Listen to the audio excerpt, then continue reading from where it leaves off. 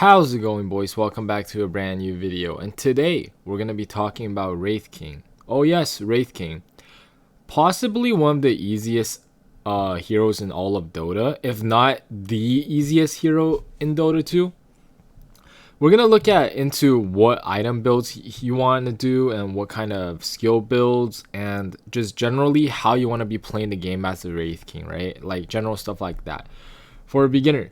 So as you know, we're gonna go through, well, I'm gonna show you guys in the game, so I'll meet you there, guys.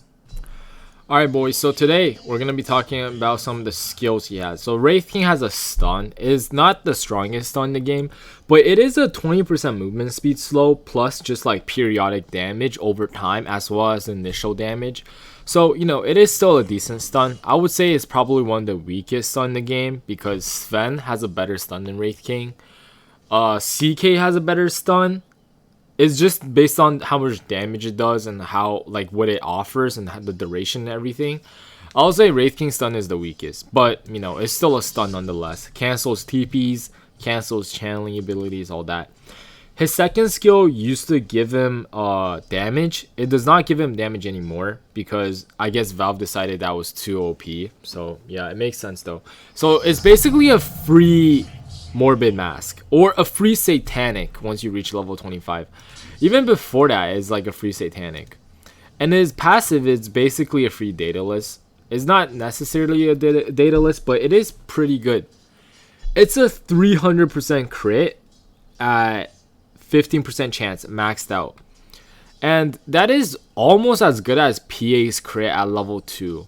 Well, it's not as good as PA's crit because obvious reasons, like PA uses a pseudo random generator. Basically, it makes it so that if you haven't crit for a long time, the next chance that you crit will be higher. I don't think that's how Wraith King works, so might be wrong. And the most important part about this ability is that you get skeletons. You get skeletons for essentially farming, pushing towers, and whatnot. And you can get charges by killing creeps and stuff. And his ultimate is basically a free Aegis, right? Is a reincarnation. Is a free Aegis for you. So with that in mind, boys, Wraith King is possibly the easiest hero because as you can see, he has one ability as a single target cast and essentially 3 passives. And his ultimate lets him revive every 40 seconds at max level. So basically you can just like fuck up and die and then respawn again. But do not be tricked by this ability because Wraith King is actually squishy as fuck without items. He dies second, like he respawns and dies so fast, man. He has low armor. He has like low everything. The only thing he has high of is like strength gain. So he is like pretty tanky later on in the game though. So looking into his skill build, what you want to do is level 1 you used to get Vampiric Aura. Now you just get stun level 1 because it is, you know, just better. Level 2 I would say Immortal Strike. Level 3. Now this is like where it gets tricky. So if you want some sustain in the lane, you could go for Vampiric Aura, right? Just 2 points in it is good enough. That's a Morbid Mask right there. You can jungle very efficiently with just 2 points in Vampiric Aura. If you're trying to kill people, go for the stun because it does more damage over time and it's a longer stun duration, skills and almost everything. His Mortal Strike skills if you want to go farming, so it's like charges. So if you're trying to fight, you go stun. If you're trying to farm more, go Mortal Strike. And then level 4, again, if you're trying to farm, go Vampiric Aura. If you're trying to fight, go Wraith King, Wraith Fire Blast. So or you can just keep at level 1. It is a very good value point and it scales amazingly well too. So, you know, that's just up to you. Generally, as a Wraith King, he's not much of a lane dominator. You kind of don't win the lane. And a lot of the times, you will get zoned out of the lane by the enemy offlaner. So you're going to be forced to go jungle essentially. Like, that's just how Wraith King works. So I would almost always skill to go jungle. And then, okay. And then usually I get like 2 points of this or more Mortal Strike. It depends if I'm jungling. So let's say I do this. And this is the part where most people get it wrong, right? Wraith King's ultimate is essentially a freebie for you. But here's the thing about Wraith King. Early game, he's a squishy piece of shit with 3 armor. He dies very easily a second time, right? If there's 3 heroes on top of you with stuns, you're gonna die a second time for sure. And it's a 200-second cooldown. So sometimes if you skill it, you're like, okay, maybe I die. If I die, I get to like leave and like be all Gucci and stuff. But the reality is, like, 200 seconds is a long time, man. Sometimes it's better to just get level 2 level 2 ult, and it's like 2 minutes instead. So most of the time I actually just skip this. Like, I straight up just skip it. Because, well, before I skip it 100% of the time when this gives you damage. But now, maybe I get it, maybe I don't. You know, it really depends. If you feel like you're gonna die, like, let's say if they have Doom, skill it, right? Because the only way they kill you is Doom, and then you're free to go because he doesn't have Doom a second time. But, you know, if they have like a Slardar, don't get this, because the Slardar is gonna chase you down, kill you, and kill you again. This literally does nothing, right? You might as well just farm faster by scaling other abilities. You want to max out your Mortal Strike first every time because it allows you to summon more skeletons and it increases your crit chance. The rest is all situational. It really doesn't matter if you max out Vampiric Aura first or Wraith Fire Blast first. Generally, 2 points is good enough, so you will just go Wraith Fire Blast. Alright, and then for your skill points, so I'll say always go attack speed. You're gonna go strength. And level 20, if the enemy has no mana burn, like if they have an anti-mage, you're gonna have to take level 20. Sometimes you might have to even get level 20 before you even fight. If not, if they don't have any mana burn at all and you're always like full mana anyway, just go skeletons because that's just superior, because it allows you to do this. You can summon skeletons without a single charge. Is that not broken? Yeah, it is broken. And then level 25. Oh, okay, this one's the hard one, right? The one on the right, Vampiric Aura, is basically a free satanic for your whole team. Okay, that's what it is. It's fucking broken. But the other side is essentially a free Ravage. Now the thing about Wraith King is that if you're not going to go in and die right away, the fucking Reincarnation Wraith Fire Blast thing is useless. Because if your whole team dies and then you die, you ravage their team, you're just gonna die right after anyway. So it's only good if you have to die first. So what you want to do as Wraith King, you want to probably blink in on like a Zeus or Sniper, preferably like a squishy target. Stun the guy, kill him, die, ravage their whole team, and then you respawn and kill more people.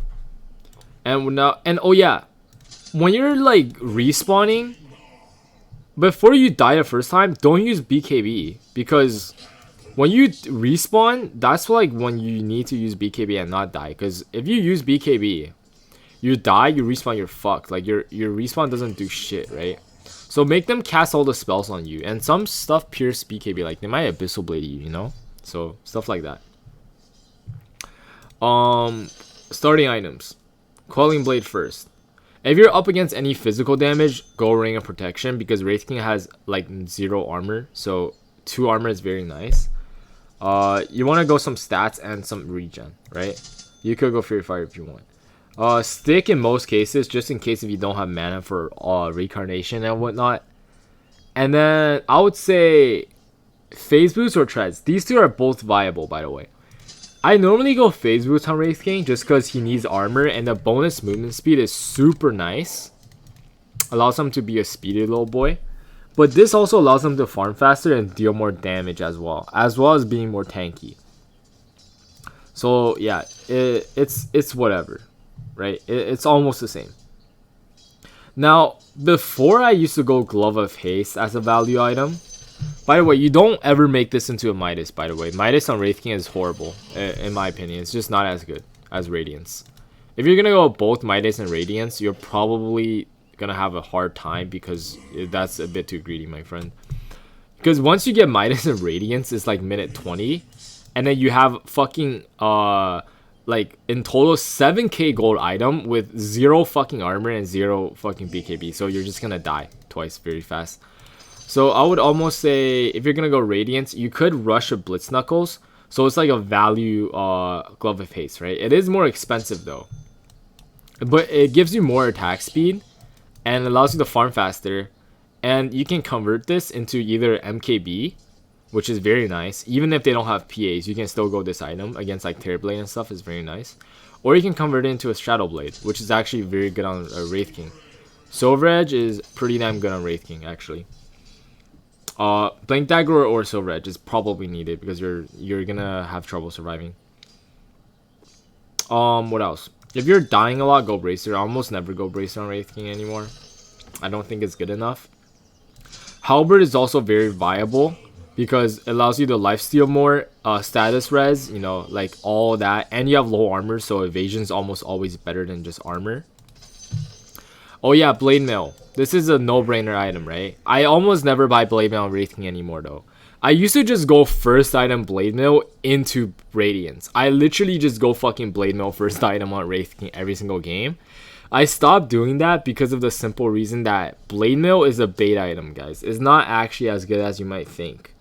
This item is like good against like certain heroes, probably like Wind Rangers and stuff, but it's not actually that good. So don't just buy it right away. I mean, you could, right? If you're like fucking 2K, buy this item every game. The enemy carry is probably gonna keep hitting you even if you press it, so it's just value. Abyssal Blade is the end-all be-all for Wraith King. If you have this, you're killing every single carry in the game. One stun into another stun into fucking bash into Abyssal Blade is like fucking GG, right? AC is also very nice. I don't recommend rushing AC though, because all it offers you is armor, right? If you just need armor, just buy a fucking plate mill. You're spending what, like 14k gold for almost the same amount of armor AC gives you. AC gives you 5 more, yeah, but you know, it's not that good. And if you already have 10 armor, if you have 5 more, it's just not as good compared to if you have like evasion or just more HP in general. Deso is good, but I would say if you're gonna go Radiance, never go Deso. And if you're gonna go Radiance, you should always be going Radiance first item, because the earlier you get this, it allows you to be stronger early game because more burn, and it allows you to snowball more. So like you're gonna be able to get your AC and your Abyssal Blades faster, right? Some games you don't have to go BKB on Wraith King. It depends. If they have an Invoker or some shit like that, you're going BKB 100%. But let's say if they don't have too many stuns, let's say they have like Doom and PA and mid, let's say Wind Ranger or whatever the fuck. If they use their spells on you and you die, you respawn, they don't have any more stuns, right? You know what I mean? Like they have maybe like a support Lich or some shit. Like once they use the shit on you, you're done, right? It's over. You're good. You're good to go. They can't stun you a second time. That's when you don't get BKB and you just go like status res, or you just play the evasion game with the Silver Edge. Also, only go Silver Edge, only finish Silver Edge, like just make a Shadow Blade and get all your other items before you go Silver Edge. Get Silver Edge absolutely last. You do not go Silver Edge unless if the enemy has like a fucking Bristol back, okay? Don't go Silver Edge otherwise. Don't be like, oh, there's a fucking DK, I'm gonna go Silver Edge so I can break his path. No, you're not gonna do that. Manta is pretty much a grief item at this point. This item is super bad now, but you know, Radiance value, so maybe, not really. What else is there? MKB for illusions. Agonums is always nice, but this item takes a while to get. Moon shards, the rest are pretty similar. Oh yeah, also don't underestimate fucking Rapier and Wraith King. You have 2 lives, dude. You're probably one of the best Rapier carriers in the game. Besides like PA, I would argue besides PA in this entire fucking game, Wraith King's probably the best, if not even better. You have a crit, right? Which means you're gonna be doing a shit more damage than the Rapier. And you have second life, so if you die, you don't lose it. Right? It's good. That's about it. Neutral items, you know, basically every neutral item that's good for melee. Iron Talon's almost the best fucking item. You're gonna instantly get it because it just allows you to farm so fast. You get Rapier, you get your Radiance, Van Brace is nice. More magic res, more strength gives you more damage. M Claw is very nice too, and enables you to do more damage on crits.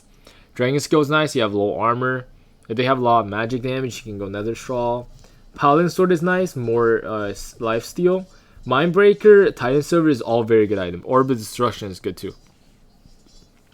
Leveler is probably the best tier, followed by this hammer thing. And the Illusionary Cape, because you can split push with Radiance, and Spell Prism is good too. Yeah, you're probably never going to get tier 5 items, so we're not even going to bother with that. Alright, so what do you want to do as Wraith King, guys? Wraith King is a very weak laner, okay? He wants to just farm, and be the carry. He's like an anti-mage. He does not stomp his lane. Okay, he's not a Ursa, he's not a troll, he's not a Monkey King. So you have to think of Wraith King as trying to get as much out of the lane as possible, and then jungle with these two abilities, and then snowball, and then out farm the enemy carry, and be unkillable. Because Wraith King can actually just be unkillable, straight up unkillable. It could take them, their whole team, to use every spell on you to kill you for the first time, and then you respawn BKB, and they just cannot do shit, and then you just kill everyone. You know what I mean? That's Wraith King right there. And also, something to understand. If you're playing Wraith King, and it's almost always better to not pick up the Aegis, unless if you're the only hero that can do shit on your team, meaning that is 1v9. Or else, because if you die once, the enemies are not going to focus you 3 times in a row, and your team is just going to let them be, you know what I mean? So they're going to kill your team, and then you're going to die, but then you have Aegis. But like, if your team dies, you're not doing shit at all. So maybe it's better to just give your Aegis to like to your mid hero, right? Wind Ranger mid or whatever, you know, stuff like that. And before you die for the first time, almost never use Black King Bar, because you want to die and then use it when you respawn. Why? Well, I think it's just so obvious that I don't even have to explain. Like, it's just a simple math that, let's say there's an enemy, right? Give this guy a couple rapiers.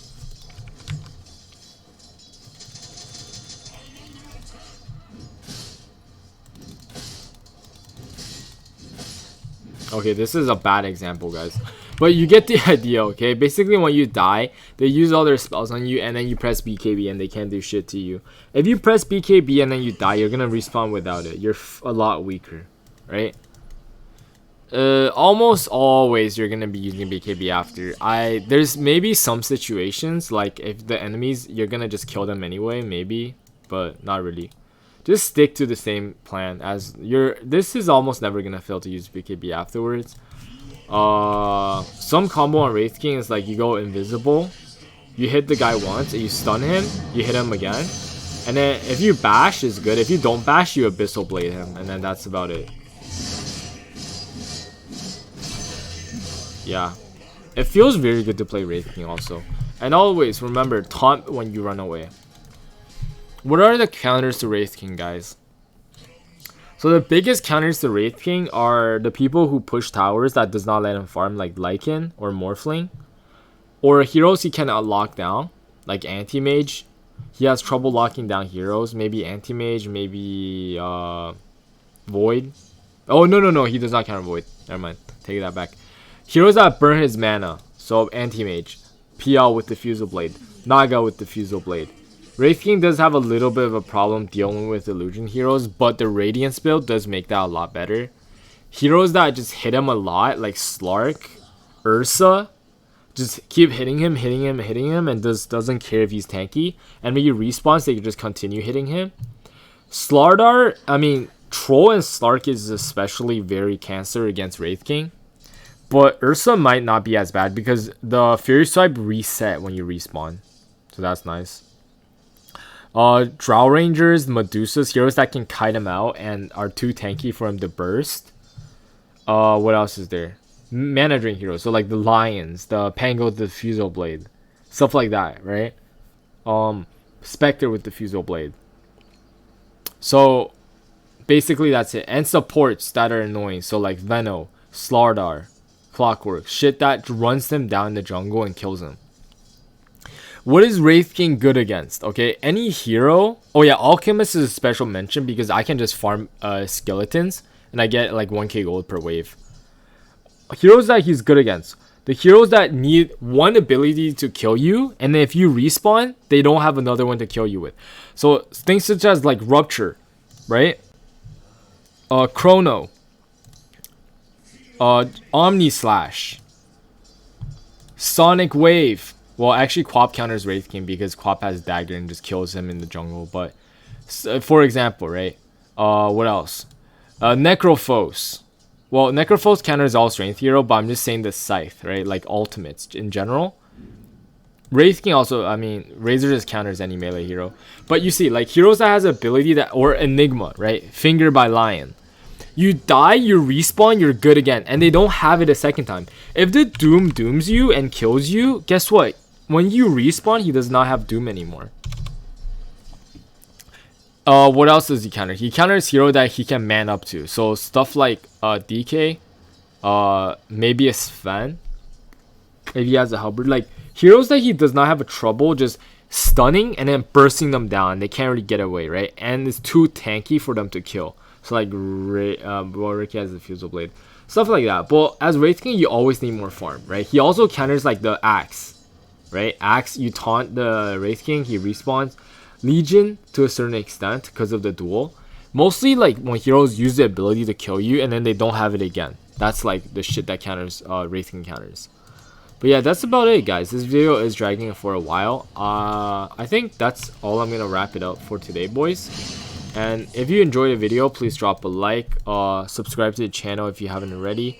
Check out the Twitch, check out the Patreon, check out the Discord, check out the anything and everything, boys. And I'll see you guys in the next one, man. Peace out.